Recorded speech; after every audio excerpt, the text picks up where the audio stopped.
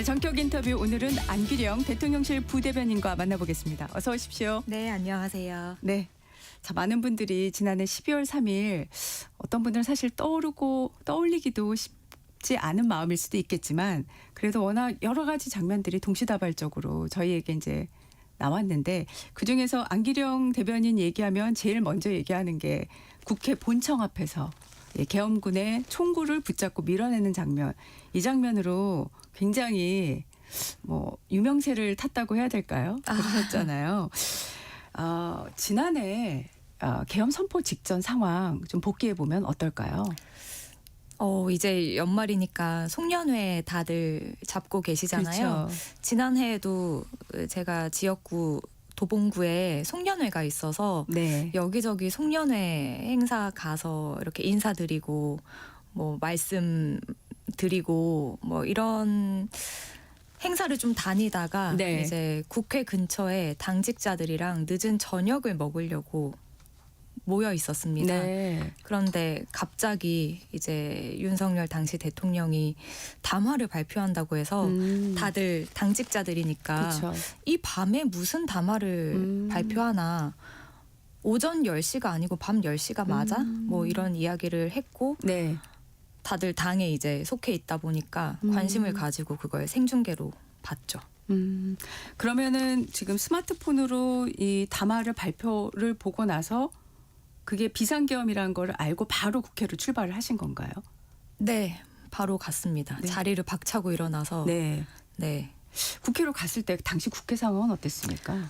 일단 저는 그 대변인실이 있는 국회 소통관이라는 건물이 있습니다. 네. 거기는 이제 국회 산문, 출입문 중에서 산문이랑 가까운 곳인데요. 네. 그쪽에 택시를 내렸거든요. 네. 근데 이미 이제 경찰들이 앞을 가로막고 있었습니다. 예. 그래서 이제 출입시켜주지 않다가 출입증을 보여주면서 당의 대변인인데 왜 들여보내주지 않냐. 네. 또 옆에는 그 기자증을 가지고 나 기자인데 왜 들여보내주지 않냐 하시는 네. 분도 계셨거든요. 예. 그렇게 좀 실랑이를 벌이다가 네네. 아주 또 잠깐 이런 출입증이 있는 사람들을 들여보내주던 시간이 있었던 것 같아요. 네네. 그래서 잠시 틈을 이제 벌려주길래 그때 이렇게 비집고 들어오셨군요. 들어갔습니다. 네. 그럼 그 당시에 들어오셨을 때 그 당시 국회 본청 그리고 그 근무하시는 사무실까지 진입을 했을 때 그때 상황은 어땠습니까?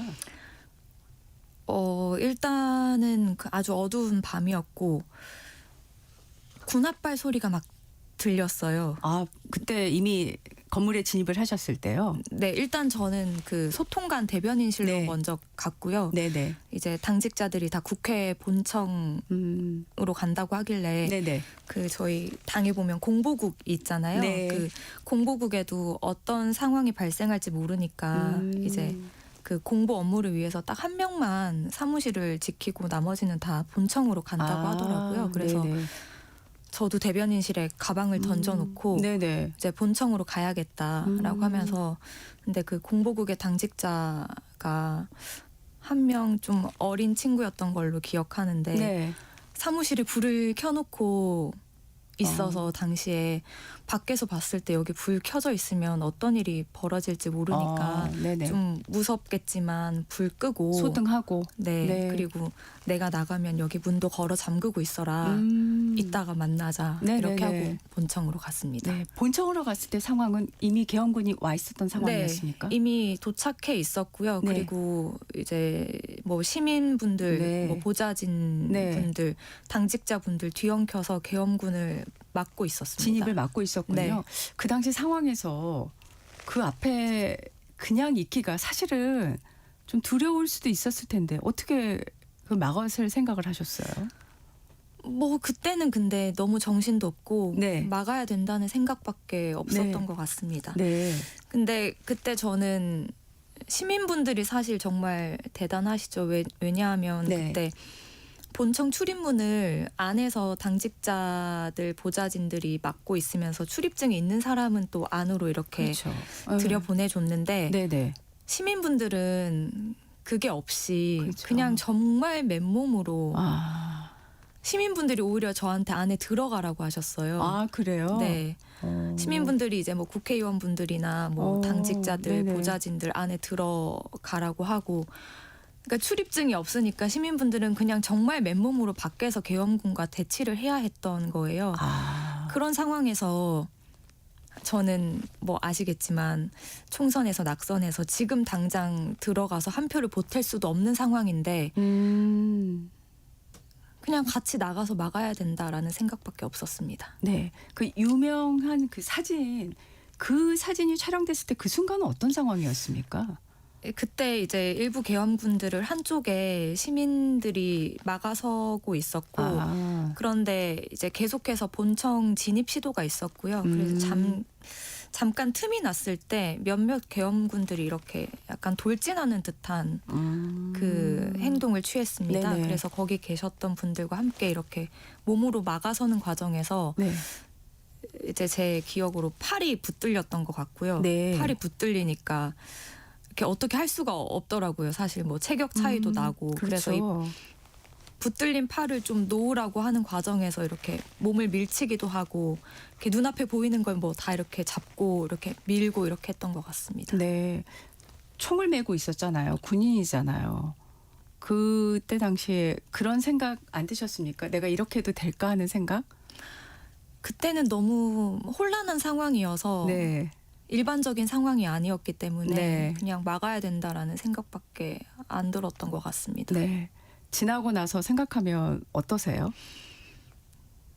생각하고 싶지 않습니다. 생각하고 네. 싶지 않고. 부모님께서도 많이 걱정하시는 말씀 하셨을 것 같아요. 부모님께서 그 유튜브 라이브 통해서 실시간으로 보셨더라고요. 아, 유튜브 라이브로요? 네, 어머니가 크게 이제 걱정하셨습니다. 예. 아유, 정말 놀라셨을 것 같습니다. 그 당시 상황을 보면 뭐 사실 어떤 이성적인 판단을 하기가 좀 쉽지 않은 그런 상황이었을 것 같은데 제가 그 인터뷰를 하신 내용을 좀 봤어요. 잠깐 이제 언급을 드리면 이 책이 나왔더라고요. 12월 3일 12.3 그날 그곳에 있었습니다. 저희 이제 KBS 제작진이 그날 현장에 있었던 분들을 한 분 한 분 지금 인터뷰를 채록을 한다고 해야 되겠죠? 1년 동안 네네. 하셨더라고요. 한 그것이 지금 현재 KBS 유튜브에 그날 그곳에 있었습니다. 이 채널에도 볼 수가 있고 또 내일 밤 10시에 KBS 1TV로도 이제 방영이 될 예정인데 이 책에 제가 인터뷰한 내용을 잠깐 봤는데 제가 인상적이었던 부분 한 대목 소개하면서 좀 질문을 하고 싶어서요. 그렇게 얘기하셨어요. 대변인님이. 그 유튜브의 그 인터뷰 내용에도 있는데 계엄이 선포됐을 때 해제할 수 있는 건 국회다. 국회에서 국회의원들의 표결로 해제할 수 있다는 걸 알고 있어서 국회로 가야 되겠다라고 생각을 했다고 말씀하셨어요. 저도 똑같이 그날 그 시간에 이제 그 방송을 보고 회사로 왔던 입장에서 어떻게 이런 생각을 할 수 있었는지 이런 계엄과 관련된 내용을 어떻게 알고 있었는지 뭐 국회의원 출마를 하셨고 정치권에 몸담고 계셔서 제 질문이 좀 어떻게 보면 좀 황당하게 들리실 수도 있겠지만 어떻게 이런 생각을 하실 수 있었죠? 아닙니다. 저도 뭐 살면서는 이런 일이 일어날 거라고는 생각하지 못했기 때문에 몰랐을 수 있는데요. 당시에 네. 그 야당이었던 민주당에서는 네. 이제 계속해서 그 윤석열 당시 대통령의 계엄 선포에 대해서 좀 경고를 하고 있던 상황이었고 그렇군요. 그래서 만약에 이제 계엄을 선포하면 그걸 해제할 수 있는 유일한 곳이 국회다라는 걸 인지하고 있었던 것 같습니다. 네.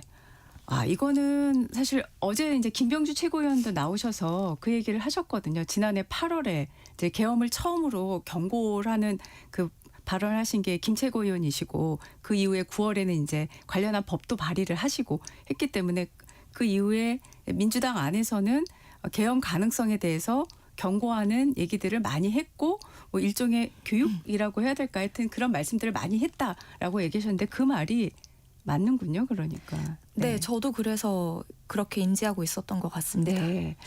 자, 지금 이 계엄군이 국회에 온다는 거는 아까 안 대변님도 얘기하셨지만은 일반 시민들이 사실 상상할 수 없는 그런 장면인데 현장에서 이제 목격을 하셨을 때 군인들은 어떤 것 같다고 개인적으로 어떻게 느끼셨습니까? 일단은 국회에 갔을 때 뭐 헬기 소리, 군인들의 군합발 소리 이런 것들이 굉장히 공포스러웠고요. 네. 그리고 무장한 군인들을 목격했을 때 네. 좀 혼란스럽기도 하고 두렵기도 하고 말도 안 된다라는 생각을 했었던 것 같습니다. 네. 그런데 나중에 이제 좀 임무에 소극적이었다라는 군인들의 이야기를 좀 들었을 때 네. 좀 가슴 아프기도 했고요. 네. 당시 상황에서 그러면은 그 앞에 본청 앞에 있을 때 본청 정문으로 이렇게 진입한 계엄군들은 아까 말씀하신 시민들과 당직자 또 의원 그 대변인님 포함해서 다 이렇게 막는 데 성공을 하셨습니까? 네, 막고 있었고요. 네. 그 안에 이제 국회의원분들이 몇 분이나 모였지 하고 잠깐 들어갔을 때 네. 아마 언론에도 보도가 됐던 것 같은데 이미 한쪽에 진입한 군인들이 있었더라고요. 그래서 거기는 또 이제 보좌진 분들과 당직자 분들이 아마 소화기를 분사해서 막았던 것 같습니다. 안에서 네. 문을 걸어 잠그고요. 네. 자, 지금 시간을 보면은 지난해 12월 3일 10시 29분에 비상계엄이 선포됐고 그 사이에 이제 그 이후에 국회의원들이 국회로 모였습니다. 그리고 본회의가 개회된 거는 12월 4일 0시 47분 그리고 1시 2분에 계엄 해제 결의안이 가결 이렇게 됐는데 그 시간 동안에 어떻게 국회에서 하고 계셨던 건가요? 일단은 본청 앞에서 이제 계엄군들 계속 막고 있었고요. 네.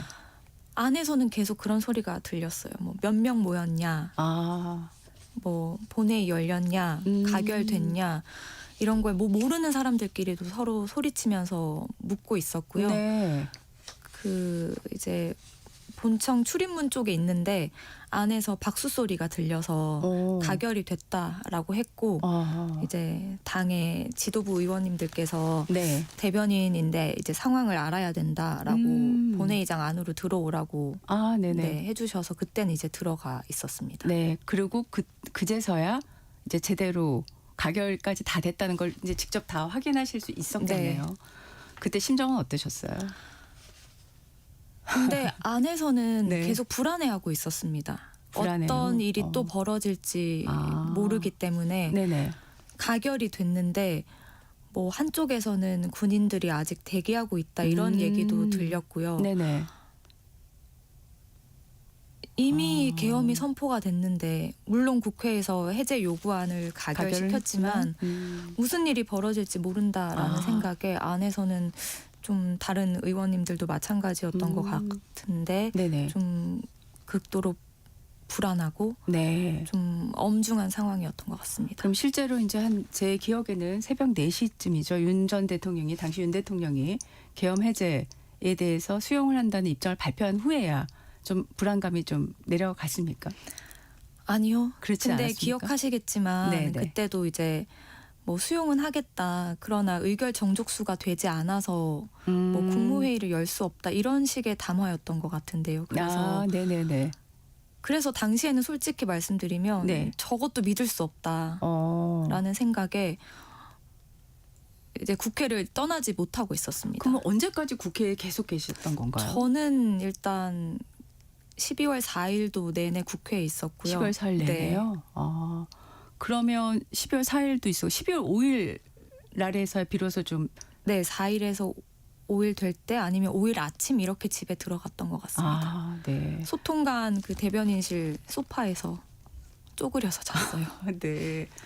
그 당시 상황은 그러면 일종의 뭐 비상 체계라든가 이런 게 가동될 수 있는 상황이 아니었을 것 같아요. 그냥 각자의 판단과 그동안의 그 경험들 그다음에 꼭 이 계엄 해제 표결을 가결시켜야 된다는 그런 생각으로 그 일을 하셨을 것 같다. 이런 생각이 있는데 어떻습니까? 근데 돌이켜보면 그래도 네. 당이 네. 굉장히 일사불란하게 움직였다 이런 생각이 드는데 네. 일단 의원님들이 비상계엄 선포되고 나서 아주 신속하게 국회로 모이셨고요. 네. 그리고 그 KBS 유튜브 채널 그날 그곳에 있었습니다에도 인터뷰가 실려 있는데 네네. 그 당시에 이제 이재명 대통령께서 당시 당대표께서 국회로 오신 다음에 한준호 의원실로 가셨다고 합니다. 거기에서 이제 한준호 의원님 그리고 이해식 네네. 당시 비서실장님 이렇게 함께 뭐 생각하고 싶지 않지만 만일의 사태에 대비해서 그 이제 지휘 순번 당을 누가 이끌 것인지 그래서 당 대표, 뭐 원내 대표, 네. 최고위원들, 사무총장 뭐 이런 쭉 이름을 써내려 가셨다고 하더라고요. 아, 네.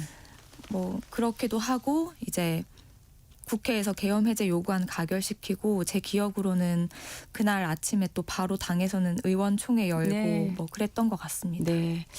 정말 그 말씀만 들어도 얼마나 긴장됐던 시간들인지 간접적으로도 크게 느껴지는데 제가 또 인터뷰 내용 중에 이 부분이 상당히 눈에 갔어요. 지금 안 대변인님이 이런 말씀하셨거든요. 자, 윤석열 당시 대통령이 2시간짜리 내란이다라고 얘기를 했는데 2시간짜리 내란이 어디 있냐고 강변하던데 내란이 2시간짜리로 그치도록 만든 게 본인입니까? 시민들이 몸으로 막아내고 그 덕분에 국회의원들이 국회에서 계엄 해제 요구안 통과시키고 그래서 그 내란이 2시간 만에 끝날 수 있었던 거지. 저 이 대목이 굉장히 눈에 갔어요. 2시간짜리 내란이라는 이 단어에 대해서 지금도 어떻게 생각을 하시는지 좀 궁금합니다. 아마 많은 분들이 공감하실 것 같은데요. 정말 말도 안 된다라는 생각이 그때도 들었고 물론 지금도 마찬가지인데 네. 정말 많은 국민들이 전 국민들이 목격했잖아요. 네. 그리고 실제로도 많은 국민들이 현장에 오셔서 몸으로 막아내고 그 다치신 분들도 많다고 들었거든요. 네. 네, 뭐 그 당 보좌진 분들도 네. 많이 다치셨는데 그 중에 한 분은 네. 결혼식을 앞두고 있었는데 뭐 아. 이마가 찢어지기도 하고 2시간짜리 내란을 처음부터 기획했다면 그런 일이 있을 수가 없죠. 그건 정말 많은 사람들이 많은 국민들이 본인의 목숨을 잃어갈 수도 있다라는 생각을 가지고 용기를 가지고 막아낸 덕분이라고 생각합니다. 네.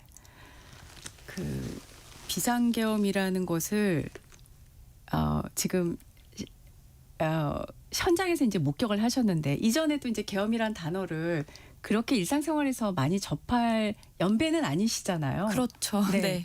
1년이 지나서 되돌아봤을 때 우리 정치사에 이게 어떤 의미가 있을 것 같다라고 생각하시는지 편하게 한번 말씀을 해주시면 좋겠습니다. 물론 일어나지 않았으면 좋았을 일이겠지만 네. 윤석열 당시 대통령의 비상계엄 선포, 그러니까 이런 내란 사태를 어쨌든 국민들의 힘으로 네. 극도의 혼란한 상황을 국민들의 힘으로 막아냈다고 생각합니다. 막아내고 있고요. 네. 그 과정에서 많은 국민들의 정치 참여 그리고 감시 역량 이런 게 한 단계 더 성장하지 않았나라는 생각이 듭니다. 네. 지금 이제 국회의원 선거 나가셨고 더불어민주당 대변인 활동하다가 이제 대선 이후에 대통령실로 옮기셨잖아요. 이제 그 비상계엄 그 혼란했던 상황 다 끝나고 6.3 또 대선에서 이제 이재명 대통령이 당선해서 이제 출범한 지 이제 내일이면 이제 딱 6개월 되지 않습니까? 자, 민주주의가 회복돼 가고 있다. 이렇게 생각하십니까? 이재명 정부가 그렇게 노력하고 있기 때문에 회복되어 가고 있다고 생각합니다. 그런데 조금 전 질문에 좀 덧붙여서 말씀드리자면 민주주의는 저도 잘 몰랐어요. 그런데 이제 작년 그 일을 겪으면서 완성돼 있는 게 아니구나라는 생각을 많이 했습니다. 단 한 사람 또는 소수의 폭주로 인해서도 무너질 수 있는 거고 그래서 우리가 끊임없이 좀 돌보고 어떤 상황인지 살펴보고 지켜내야 되는 거라는 생각이 들거든요. 네.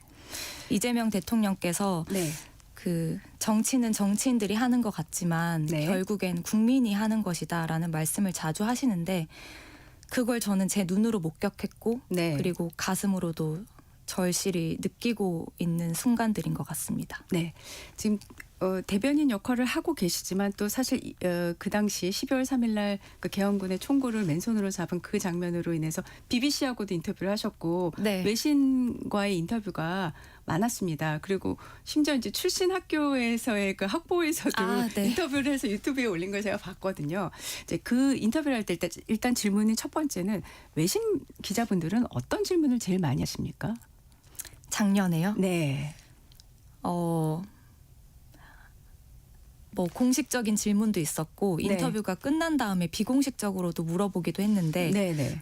한국 사회가 다시 독재로 돌아가는 것 아니냐라는 질문을 제일 많이 했던 것 같습니다. 그 당시에요. 네. 국제사회가 우려의 시선으로 보고 있다. 대한민국이 다시 독재 시절로 회귀하는 것 아니냐 이런 질문을 많이 줬고 네. 저는 그때 한국은 시민들의 힘으로 민주화를 이룩한 역사가 있는 나라고 이번에도 오래 걸리지 않을 테니까 지켜봐달라 이렇게 답을 했거든요. 네. 그걸 보여주고 있는 것 같아서 나름 좀 뿌듯한 면도 있습니다. 그러실 것 같아요. 그러면 질문의 두 번째는 이제 대통령실 부대변인으로 활동을 하시면서 최근에 외신 기자들은 뭐 인터뷰는 아니더라도 대화를 하시는 과정에서 어떤 질문을 또 많이 받으실까요? 어제 했는데 네. 어제 이제 하면서 그 얘기를 했습니다. 내가 1년 전에 오래 걸리지 않을 거라고 했잖아. 우리는 보여주고 있다. 한국 사회에는 극복의 힘, 회복의 힘 이런 것들이 있는 것 같다. 뭐 이런 이야기를 했습니다. 심정이 아주 뿌듯하셨을 것 같다는 생각이 드는데 근데 그럴까요? 아직 완성된 게 아니기 때문에 네. 아직은 좀 네, 지켜봐야 그렇죠. 되겠군요. 지금 대통령실에서 이제 발표를 하셨죠. 12월 3일에 이재명 대통령이 특별 성명을 발표하신다고 했는데 궁금합니다. 어떤 내용이 담겨질지 조금이라도 좀 소개를 해주실 수 있을까요? 저도 궁금한데 네. 아무래도 대통령께서 늘 하시는 말씀처럼 네. 정치는 국민들이 하는 것이기 때문에 네. 지난 비상계엄, 그러니까 지난 내란 사태의 극복과 민주주의의 회복 모두 국민의 힘 덕분이다. 뭐 이런 메시지가 담기지 않을까 개인적으로 좀 추측을 해봅니다. 네. 또 제가 이제 한국 기자 입장에서는 왜 외신 기자들하고만 인터뷰를 하지? 그것도 생방송으로 이런 생각이 드는데요. 왜 그런 걸까요? 그래도 이제 내신 그 국내 기자들 풀단으로 조금 공개가 되고요. 그리고 네. 이제 또 국내 기자들을 대상으로는 신년 기자회견이 있지 않을까 좀 예상을 해보기도 하고 네. 그리고 조금 전에 말씀드렸던 것처럼 네. 국제사회에 네. 대한민국 민주주의의 회복을 알리는 의미가 있지 않을까 뭐 이런 말씀을 드리겠습니다. 네. 자, 오늘 어렵사리 이 자리에 나와 주셨는데 많은 청년들이 정치에 관심을 가지면서도 또한 정치에 무감시하기도 하는데요. 마지막으로 짧게 한마디 해주신다면 어떤 말씀 해주실 수 있을까요? 그 청년 말씀 주셨는데 그 지난 내란 극복의 과정에서 물론 여전히 극복하고 있지만 청년 세대의 역할이 컸습니다. 청년 세대의 그런 각성과 광장에서 진화한 힘이 앞으로 우리 사회에 큰 저력이 되지 않을까 개인적으로 기대하고 늘 국민 여러분께 감사한 마음을 가지고 있습니다. 네. 앞으로도 이재명 정부의 공직자로서 열심히 일하도록 하겠습니다. 네, 지금까지 안기령 대통령실 부대변인과 말씀 나눴습니다. 고맙습니다.